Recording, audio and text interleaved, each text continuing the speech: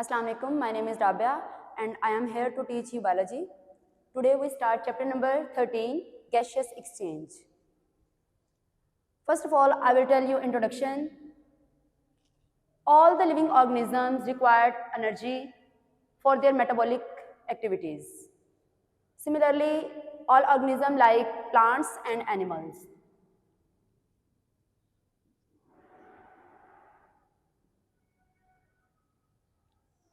Animals and plants require energy for their metabolic activities and they get energy through respiration. Respiration is one of the most important metabolic activity. Respiration have two levels. First one is organismic level and second one is cellular level. Organismic level include exchange of gases. In organismic level, अगर हम बात करते हैं animals की और plants की, तो organismic level में एनिमल्स और प्लांट्स क्या करते हैं, गैसेस मतलब जो गैसेस होती हैं उनको एक्सचेंज करते हैं. मतलब कार्बन डाइऑक्साइड को अगर हम एनिमल्स की बात करते हैं, कार्बन डाइऑक्साइड को एनिमल्स बाहर निकालते हैं अपनी बॉडी से और ऑक्सीजन को अपनी बॉडी के अंदर लेके जाते हैं. तो ये जो गैसेस एक्सचेंज है इसे हम कहते हैं कि ये ऑर्गेनिज्मिक लेवल में आता है. अगर हम बात करते हैं सेलुलर लेवल की, तो सेलुलर लेवल में क्या होता है, जिस ऑक्सीजन को एनिमल्स अपनी बॉडी के अंदर लेके जा रहे हैं फिर उसको यूटिलाइज किया जाता है. उससे क्या किया जाता है, जो फूड होती है, जिस फूड को हम इनटेक करते हैं उस फूड को ब्रेक किया जाता है ताकि उस फूड से जो एनर्जी है उसको यूज करके अपनी मेटाबॉलिक एक्टिविटीज को जो है वो परफॉर्म किया जा सके. नेक्स्ट अगर हम देखें advantages and disadvantages of gaseous exchange. Advantages and disadvantages हमने दरअसल पढ़ने होते हैं एयर के अंदर एंड इन वाटर, पानी के अंदर.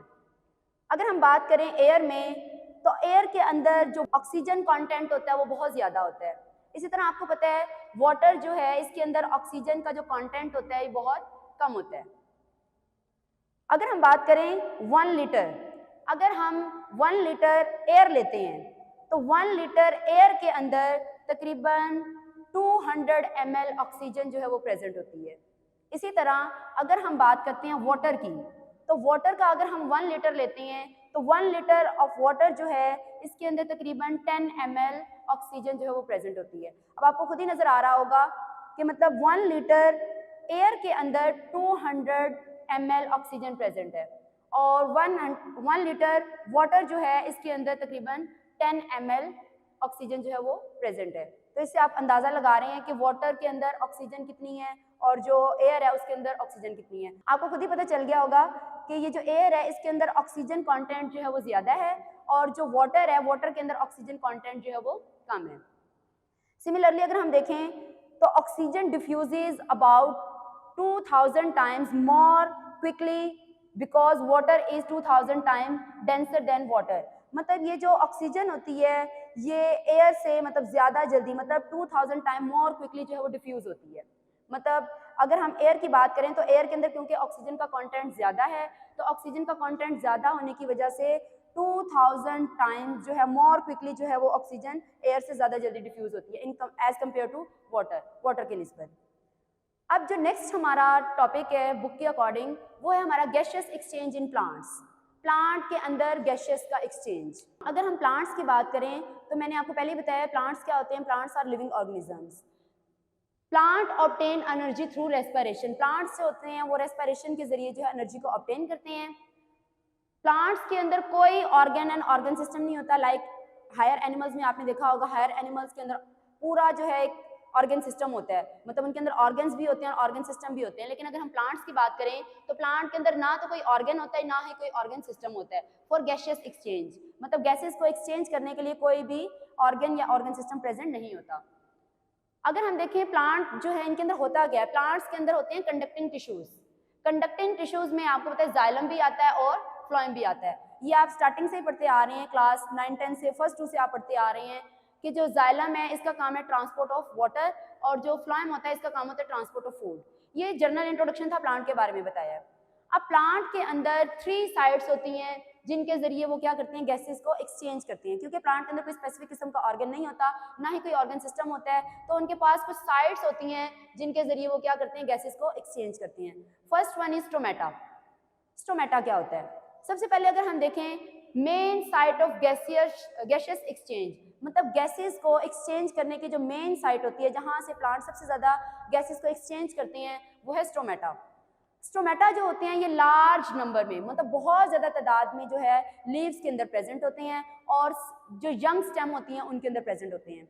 अगर हम एग्जांपल लें इसकी तो 12,000 स्टोमेटास जो हैं वो स्क्वायर पर मीटर पे प्रेजेंट होते हैं इन टोबैको प्लांट। अगर हम टोबैको प्लांट की बात करें तो टोबैको प्लांट के स्क्वायर पर मीटर पे तकरीबन 12,000 स्टोमेटास प्रेजेंट होती हैं। तो इससे आप अंदाज़ा लगा सकते हैं कि एक जो प्लांट है उसके स्टेम और उसके यंग स्टेम जो होती हैं और उसकी जो लीव्स होती हैं उनके अंदर कितने ज़्यादा स्टोमेटास जो हैं वो प्रेजेंट होते हैं।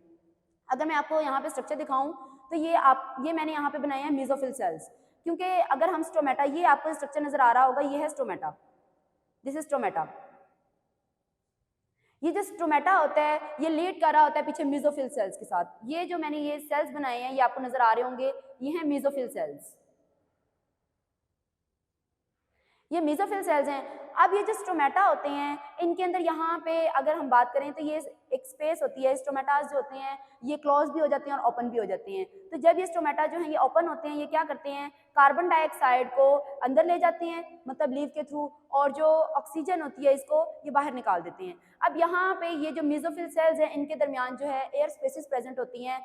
और अगर यहाँ पे एक एमसीक्यूज आता है आपको, तकरीबन ये जो एक लीव होता है इसमें जो एयर स्पेसेस होती हैं 40% ऑफ द टोटल वॉल्यूम, मतलब एक लीव का तकरीबन 40% जो वॉल्यूम होता है वो एयर स्पेसेस ने कवर किया होता है। और यही वो एयर स्पेसेस होती हैं जहाँ पे ये गैसेस मतलब प्रेजेंट होती है, मतलब कार्बन डाइऑक्साइड और ऑक्सीजन प्रेजेंट होती है। जो कार्बन डाइऑक्साइड बाहर से आ रही है वो इन्हीं एयर स्पेसेस में जाती है और इन्हीं एयर स्पेसेस में जो ऑक्सीजन प्रेजेंट होती है वो यहाँ से मूव करके बाहर आ जाती है जब गैसेस एक्सचेंज होती हैं। अगर हम बात करें स्टोमेटा के बाद दूसरा जो हमारे पास साइट है जहाँ से गैसेस एक्सचेंज होती हैं वो हमारे पास है लेंटिसेल्स। लेंटिसेल्स क्या होते हैं? लेंटिसेल्स की अगर हम बात करें ये स्पेशल पोर्स होती हैं और special pores of cork tissue. Cork हम किसे कहते हैं? कॉर्क कहते हैं जो हमारे पास ओल्डर स्टेम होती है, मतलब प्लांट की जो बाहर वाली स्टेम होती है, आपने देखा होगा जो प्लांट की स्टेम है उसके ऊपर हार्ड सा एक कवरिंग होती है जिसे हम कहते हैं कॉर्क, जो कि ब्राउन ब्राउन कलर की नजर आ रही होती है।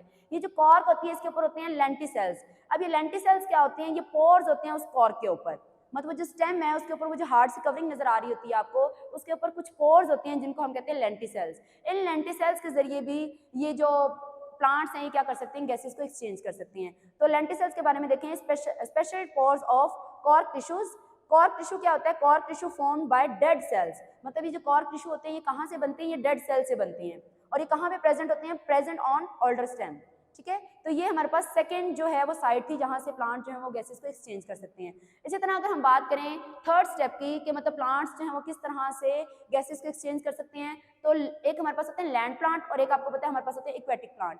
अगर हम बात करें लैंड प्लांट्स की तो land plants obtain oxygen from space of soil particles. Like अगर हम बात करें लैंड प्लांट्स की जो रूट्स होती हैं, तो ये जो रूट्स हैं इन रूट्स के दरमियान में ये जो सॉइल है, आपको पता है जो रूट्स होती हैं ये सॉइल में होती हैं और सॉइल के अंदर जो ऑक्सीजन होती है ये जो लैंड प्लांट होते हैं उस ऑक्सीजन को अपने रूट्स के थ्रू जो है वो एब्जॉर्ब कर सकते हैं और ये वहाँ से ऑक्सीजन जो है वो लेते हैं। ठीक है, अगर हम बात करें एक्वेटिक प्लांट्स की तो एक्वेटिक प्लांट्स में वो कह रहे हैं obtain of oxygen by diffusion from dissolve form of water, मतलब वाटर के अंदर जो ऑक्सीजन जो है वो डिफ्यूज हुई होती है, ये एक्वेटिक प्लांट उसी ऑक्सीजन को जो है वो ऑब्टेन करते हैं फ्रॉम वाटर से। जो नेक्स्ट हमारा टॉपिक है वो है photo respiration and it's consequences. अगर हम इस टॉपिक की बात करें फोटो रेस्पिरेशन एंड कॉन्सिक्वेंसेज हम कहते हैं इसके नताइज, मतलब हमें इसका क्या रिजल्ट मिलता है वो हमने डिस्कस करना है आज इसमें। फोटो रेस्पिरेशन को अगर हम देखें, respiratory activity which occurs in plant during day time. Plants में जो डे टाइम में रेस्पिरेटरी एक्टिविटीज़ जो हैं वो परफॉर्म होती हैं, मतलब गैसेस एक्सचेंज वगैरह जो होता है, अगर वो डे टाइम में हो रहा है तो उसे हम कहते हैं फोटो रेस्पिरेशन हो रही है। In this process of photo respiration carbon dioxide is released. आपको पता है इस प्रोसेस में क्या होता है कि कार्बन डाइऑक्साइड को रिलीज किया जाता है एंड ऑक्सीजन इज एब्जॉर्ब, और ऑक्सीजन को एब्जॉर्ब किया जाता है। हालांकि नॉर्मली अगर हम बात करें प्लांट्स की तो प्लांट्स में क्या होता है, सिंपल कार्बन डाइऑक्साइड को मतलब ऑब्टेन किया जाता है और जो ऑक्सीजन होती है उसको रिलीज किया जाता है। लेकिन अगर हम बात करें फोटो रेस्पिरेशन की तो फोटो रेस्पिरेशन एक ऐसा प्रोसेस है जिसमें कार्बन डाइऑक्साइड को रिलीज किया जाता है and oxygen is absorb, oxygen को जो है वो प्लांट एब्जॉर्ब करते हैं। The oxygen absorbed in is not useful to produce energy such as ATP. मतलब ये जो ऑक्सीजन को यूज कर रहे हैं इससे एटीपी जो है वो जनरेट नहीं की जाती, ठीक है। तो यहाँ पे हमने पढ़ना है ये, मतलब हम पढ़ क्या रहे हैं, लास्ट टॉपिक जो हमारा था, लास्ट जो हमने चैप्टर पढ़ा था रेस्पिरेशन वाला, उसमें हमने देखा था कि जो प्लांट्स होते हैं ये क्या करते हैं, ये कार्बन डाइऑक्साइड जो है उसको लेके जाते हैं अंदर और उससे फिर एटीपी बनाते हैं और उस एटीपी को फिर वो यूटिलाइज करते हैं। लेकिन इसमें तो सारा उल्टा हो रहा है, मतलब इसमें फोटो रेस्पिरेशन में देखें आप कार्बन डाइऑक्साइड जो है ये रिलीज हो रही है और ऑक्सीजन जो है इसको एब्जॉर्ब किया जा रहा है और साथ इसमें एटीपी जो है वो भी नहीं बन रही। और जो हमारा लास्ट हमने चैप्टर में पढ़ा था उसमें हमने देखा था कि जो ऑक्सीजन होती है इसको ऑब्टेन किया जाता है और जो कार्बन डाइऑक्साइड होती है इसको रिलीज किया जाता है और ये हमारे पास लाइट रिएक्शन और डार्क रिएक्शन हमने पढ़े थे, उसमें हमने देखा था कि जो एटीपी जो है वो जनरेट होती हैं और उस एटीपी को फिर यूटिलाइज किया जाता है, ठीक है। तो ये जो है वो रिवर्स है किस चीज का, जो प्लांट में हमने लास्ट चैप्टर में पढ़ा था फोटोसिंथेसिस का प्रोसेस, उसका रेसिप्रोकल है ये, ठीक है।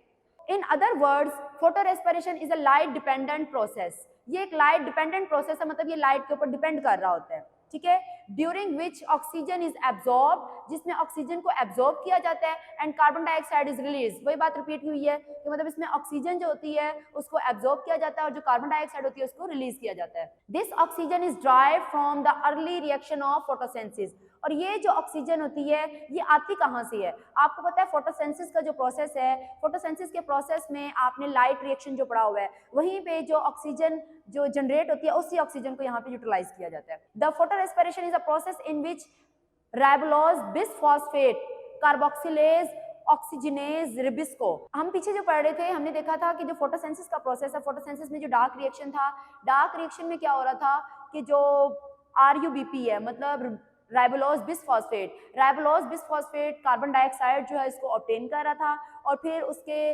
रिजल्ट में मतलब रिबिस्को एंजाइम की प्रेजेंस में उससे आगे वो प्रोडक्ट बना रहा था। लेकिन यहाँ पे राइबोलोज बिसफॉस्फेट जो है वो कार्बन डाइऑक्साइड की जगह पे ऑक्सीजन जो है उसको ऑब्टेन कर रहा है, ठीक है। अब इस प्रोसेस में क्या होता है, राइबोलोज बिसफॉस्फेट जो है वो कार्बन डाइऑक्साइड को नहीं ले रहा बल्कि वो ऑक्सीजन को ले रहा है, तो ये जो है वो रेसिप्रोकल है डार्क रिएक्शन का, ठीक है। अब इसमें क्या हो रहा है, राइबोलोज बिसफॉस्फेट जो है जब ये ऑक्सीजन के साथ मिलता है तो ये आगे बनाता है ग्लाइकोलेट, ठीक है। जो ग्लाइकोलेट है ये 2 कार्बन वाला एक कंपाउंड होता है, तो अब ये जो ग्लाइकोलेट है इसने आगे क्या करना है, the glycolate thus produce diffuses into the membrane bounded organelle known as peroxisomes, मतलब ये जो ग्लाइकोलेट होता है ये पेरोक्सिसोम जो एक ऑर्गेनेली होती है जो कि आपको पता है सेल्स के अंदर प्रेजेंट होती है और ये प्लांट के अंदर होती है मोस्टली, ये क्या होता है पेरोक्सिसोम के अंदर आगे इसकी मेम्ब्रेन के थ्रू वो डिफ्यूज हो जाता है। अब वो कह रहे हैं in the peroxisome the glycolate is converted into glycine through a series of reaction, मतलब ये जो पेरोक्सिसोम होता है इसके अंदर ये जो ग्लाइकोलेट एंटर हुआ है इस ग्लाइकोलेट के अंदर बहुत सारे रिएक्शंस होते हैं, मतलब सीरीज ऑफ रिएक्शन होती हैं जिसके बाद ये आगे कन्वर्ट हो जाता है किसमें, ग्लाइसिन में। उसके बाद अगर हम देखें the glycine is the simplest amino acid, ये जो ग्लाइसिन पेरोक्सिसोम ऑर्गेनेली के अंदर बना है ये एक सिंपलेस्ट अमाइनो एसिड है, ठीक है। अब ये अमाइनो एसिड क्या करेगा, which soon after its formation diffuses into the mitochondria, जैसे ही ये ग्लाइसिन बनता है ये माइटोकॉन्ड्रिया के अंदर डिफ्यूज हो जाता है, ठीक है। अब उसके बाद क्या होगा, where 2 glycine molecules are converted into serine and synthesis a molecule of carbon dioxide, ठीक है, इज फॉर्म। अब वो कह रहे हैं कि ये जो ग्लाइसिन है जो कि कहाँ पे बना था, पेरोक्सिसोम के अंदर बना था, ये आगे एंटर हो गया था किसके अंदर, माइटोकॉन्ड्रिया के अंदर, और इससे जब ये माइटोकॉन्ड्रिया के अंदर एंटर हुआ है तो वहां पे ये कन्वर्ट होगा किसके अंदर, सेरीन के अंदर, और इसके साथ यहाँ पे जनरेट होगा कार्बन डाइऑक्साइड का एक मॉलिक्यूल।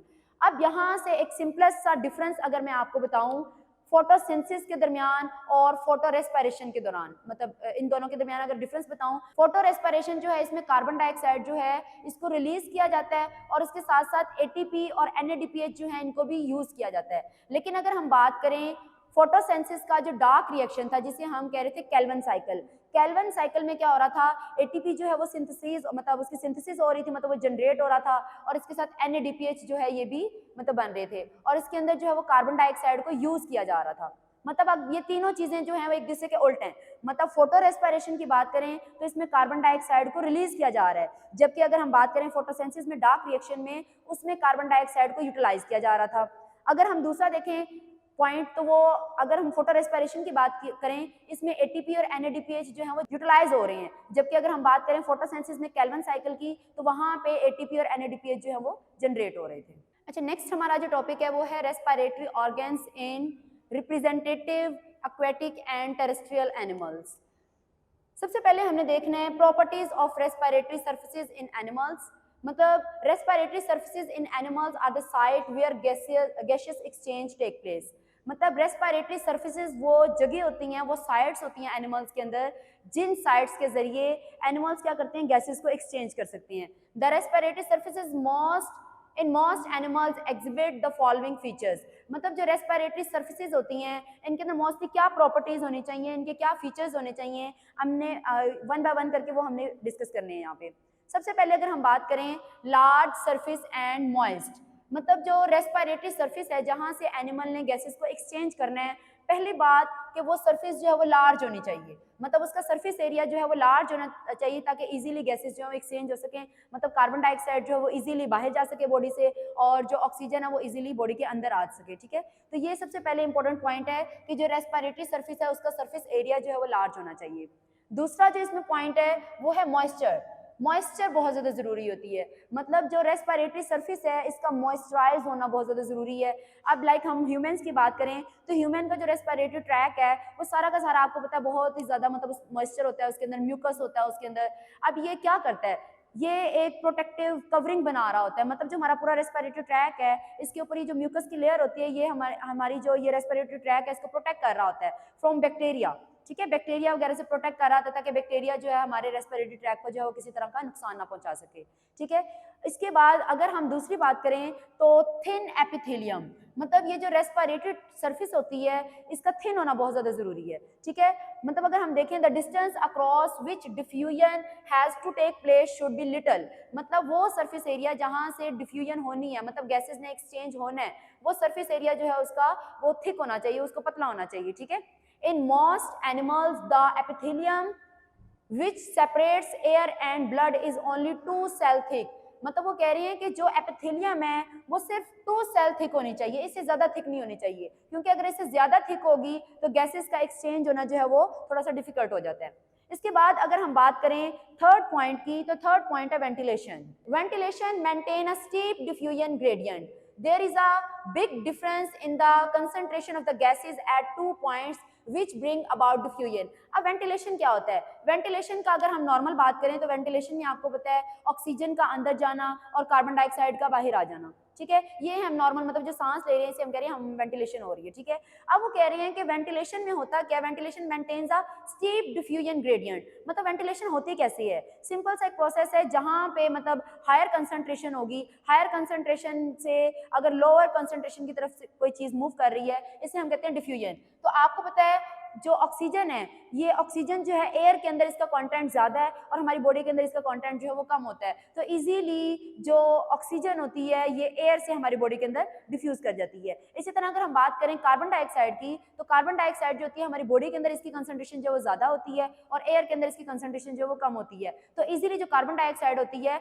वो हायर कंसंट्रेशन से मतलब हमारी बॉडी से एयर के अंदर डिफ्यूज हो जाती है। ठीक है, तो ये है वेंटिलेशन। उसके बाद है कैपिलरी नेटवर्क। कैपिलरी नेटवर्क क्या होता है, the respiratory site should possess extensive network of capillaries through which blood should flow at the flame at an adequate speed. मतलब कैपिलरी नेटवर्किंग होनी चाहिए, जितना ज्यादा कैपिलरी का नेटवर्क होगा, मतलब जितना ज्यादा वो कॉम्प्लेक्स किस्म का होगा, जितना एक्सटेंसिव होगा उतना ही ज्यादा ब्लड फ्लो होगा और उतनी ही ज्यादा गैसेस जो है वो जल्दी से क्या हो सकेंगी, एक्सचेंज हो सकेंगी। ठीक है, अच्छा नेक्स्ट हमारा जो टॉपिक है वो है रेस्पिरेशन इन हाइड्रा। अगर हम हाइड्रा की बात करें, hydra has no specialised organ for respiration.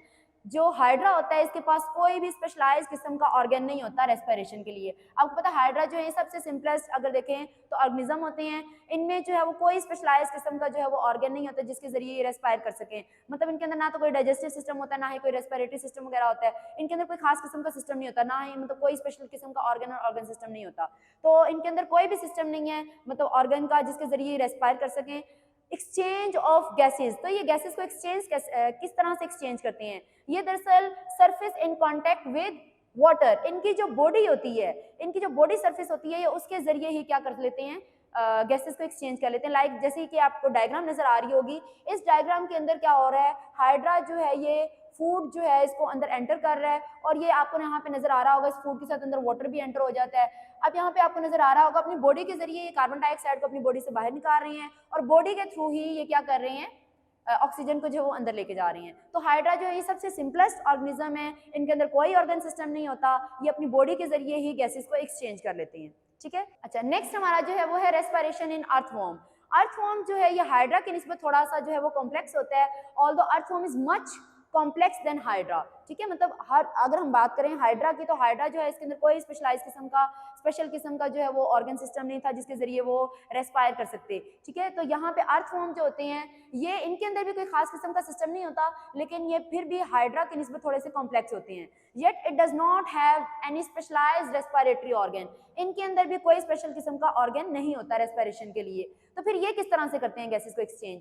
They exchange of gases occur mainly through skin, मतलब ये स्किन के जरिए गैसेस को एक्सचेंज करते हैं। और वो एनिमल्स जो कि स्किन के जरिए अपनी गैसेस को एक्सचेंज करते हैं, उन एनिमल्स को हम कहते हैं, इनमें क्या हो रहा है, मतलब ये काइटनस रेस्पिरेशन हो रही है, क्यूटिनस रेस्पिरेशन जिसे हम कहते हैं CUTANIOUS, क्यूटिनस रेस्पिरेशन जो है, मतलब जो स्किन के थ्रू रेस्पायर कर रहे हैं उन्हें हम कहते हैं क्यूटिनस ऑर्गेनिज्म होते हैं। ठीक है, मतलब उनके स्किन के थ्रू हो रही है रेस्पिरेशन, तो इस रेस्पिरेशन को हम कहते हैं क्यूटिनस रेस्पिरेशन। ठीक है, अगर हम नेक्स्ट बात करें इनके अंदर, तो वही बात है कि ये जो हमारे पास अर्थवॉर्म होती हैं इनके अंदर क्या होती है, थिन वॉल्ड होते हैं, मतलब इनकी जो एपिथेलियम होती है वो बहुत ज़्यादा थिन होती है, पतली होती है, जिसके जरिए इजीली गैसेस को एक्सचेंज कर लेते हैं। ठीक है, और इनके अंदर भी लार्ज सरफेस एरिया होता है, लार्ज सरफेस एरिया की वजह से क्या होता है, इजीली गैसेस को एक्सचेंज करना जो है वो आसान होता है। ठीक है, अब अगर हम बात करें skin is richly supplied with blood capillaries, ये पॉइंट हमने पीछे भी पढ़ा था कि रेस्पिरेटरी साइट्स जो होती हैं उनके क्या पॉइंट्स इंपॉर्टेंट होने चाहिए, क्या प्रॉपर्टीज होनी चाहिए। तो आपको पहले पता है एपिथेलियम जो है उनकी थिन होनी चाहिए, तो इनमें भी थिन है। इनके अंदर ब्लड कैपिलरीज जो है एक्सटेंसिव होनी चाहिए, इनके अंदर भी ब्लड कैपिलरीज जो है वो एक्सटेंसिव है। हाँ जी, इसके अलावा हमने जो लास्ट पॉइंट देखा था उसमें हमने देखा था कि उसका म्यूकस मतलब मॉइस्चराइज होना उसका बहुत ज़्यादा ज़रूरी है। तो यहाँ पे भी हमने यही देखना है कि जो हमारे पास अर्थवॉर्म होते हैं इसमें क्या होता है, skin is richly supplied with blood capillaries and is always kept moist by the secretion of epidermal mucus gland, मतलब इसकी जो लेयर होती है उसमें क्या होते हैं, म्यूकस ग्लैंड्स होती हैं। ठीक है, इन म्यूकस ग्लैंड में मतलब यहाँ से म्यूकस जो है वो सिक्रीट होती है, जब ये म्यूकस जो है वाटर के साथ मिलती है तो ये बहुत ज़्यादा लुब्रिकेशन जैसे मॉइस्ट बन जाती है इनकी लेयर, जिसके जरिए ये क्या कर सकते हैं, इजीली जो है वो गैसेस को एक्सचेंज करती हैं। अब ये अर्थवॉर्म के अंदर गैसेस एक्सचेंज कैसे होती हैं, ये क्या करते हैं, इनके ऊपर एक होती है म्यूकस की लेयर, उससे गैसेस जो है वो अंदर एंटर होती हैं, जैसे कार्बन डाइऑक्साइड, उससे एंटर होके ये आती है, क्यूटिकल की एक लेयर होती है उसमें से पास होके इसमें नीचे की तरफ अगर हम देखें इसकी डायग्राम को, तो यहाँ पे आपको ये नजर आ रही होगी, ये देखें ये अर्थवॉर्म का स्ट्रक्चर है। ये क्या करते हैं, यहाँ पे इनमें होती है म्यूकस की एक लेयर। ठीक है, ये जो म्यूकस की लेयर है उससे नीचे इसमें होती है क्यूटिकल की एक लेयर, यहाँ से गैसेस जो है वो एक्सचेंज मतलब पास होके अंदर एंटर होती हैं और अंदर इनमें होती हैं blood capillaries, in blood capillaries से नीचे होती है गट। ठीक है, इस गट में से क्या करती हैं, कार्बन डाइऑक्साइड को बाहर रिलीज करती हैं। ठीक है, और उस ऑक्सीजन जो है उसको अंदर एंटर मतलब कर रही होती हैं, मतलब ऑक्सीजन बाहर सरफेस से मतलब सरफेस के जरिए मतलब इन्वायरमेंट से अंदर एंटर होती है और इस अर्थवॉर्म के अंदर जो गट है यहाँ पे जो कार्बन डाइऑक्साइड होती है वो यहाँ से मूव करके मतलब बाहर आ जाती है और फिर इसी तरह क्यूटिकल से होती हुई म्यूकस लेयर से होती हुई यहाँ से बॉडी से बाहर रिलीज हो जाती है। तो ये अर्थवॉर्म जो है इसमें क्या होता है, ऑक्सीजन जो है वो स्किन के जरिए जो है वो अंदर एंटर हो रही होती है और कार्बन डाइऑक्साइड जो स्किन के जरिए बॉडी से बाहर जा रही होती है, तो इसे हम कहते हैं क्यूटिनस रेस्पिरेशन। ठीक है, ये सिंपल सा टॉपिक था। अगर हम इसमें ये पॉइंट्स देखें, oxygen diffuses through the outer cells of the skin and the wall of the capillaries into the blood, मतलब वो कह रहे हैं कि ऑक्सीजन जो है इसमें मतलब सेल्स के आउटर सेल्स जो होते हैं स्किन के उनके जरिए एंटर होती है ब्लड में। ठीक है, इसका अगर हम दूसरा पॉइंट देखें, दूसरे पॉइंट में देखें the oxygen combine with the haemoglobin, मतलब ऑक्सीजन जो है वो हीमोग्लोबिन के साथ बाइंड होती है, जब ऑक्सीजन हीमोग्लोबिन के साथ बाइंड होती है तो ये यहाँ पे बनाती है ऑक्सी हीमोग्लोबिन। ठीक है, and is carried to all the cell of the body by the circulatory system, और ऑक्सी हीमोग्लोबिन जो है वहां से फिर इसको जितना भी हमारा सर्कुलेटरी सिस्टम होता है वहां पे इसको ट्रांसफर कर दिया जाता है। आगे अगर हम देखें इसका third point, from the capillaries of the skin, skin की जो कैपिलरीज होती हैं वहां से जो कार्बन डाइऑक्साइड होती है वो डिफ्यूज आउट होती है इनटू ब्लड, मतलब वो ब्लड में आती है and throughout the sorry and through the outer skin cell to the outside of the body. और पहले मतलब वो ब्लड कैपिलरीज से आती है ब्लड में और फिर ब्लड से वो आगे जा रही है मतलब स्किन सेल से होती हुई बॉडी से बाहर। मतलब carbon dioxide from body cells diffuses into blood, ठीक है। मतलब कार्बन डाइऑक्साइड जो है वो ब्लड कैपिलरीज वगैरह से पहले डिफ्यूज होती है ब्लड में और ब्लड से वो बाहर जो हमारी बॉडी सेल्स होते हैं उनके जरिए वो बॉडी से बाहर रिलीज हो जाती है। तो ये हमारा सिंपल सा टॉपिक था, ये हमने यहाँ पे करना है, ठीक है।